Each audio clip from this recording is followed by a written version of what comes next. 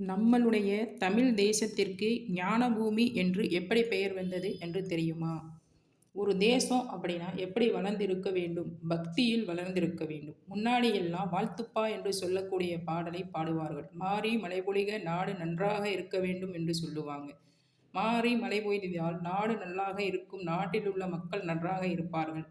அந்த வீட்டில் இருக்கும் மக்களும் அனைவரும் நலன் பெறுவார்கள். அப்படி என்றால் ஒரு தேசம் எப்படி வளர்ந்திருக்க வேண்டும்? இன்றைக்கு உலக நாடுகள் எவ்வளவோ இருந்தாலும், எந்த நாட்டிற்காவது ஞான பூமி என்று பெயர் இருக்கா அப்படின்னு கேட்டா இல்லைங்க.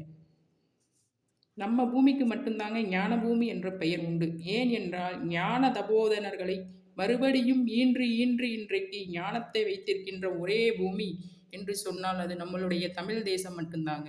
அதனால தான் நாம் நம்மளுடைய தமிழ் தேசத்திற்கு ஞான பூமி என்று சொல்கிறோம். அப்படி இந்த ஞான பூமியிலே ஞானத்தை இளவயதினிலேயே தம்மோடு சம்பந்தப்படுத்தி கொண்ட பெருமான் தாங்க ஞான சம்பந்த பெருமான், சீர்காழியில் அவதரித்தவர். இந்த பதிவு உங்களுக்கு பிடித்திருந்தால் லைக் போடுங்க, ஷேர் பண்ணுங்க. நன்றி, வணக்கம்.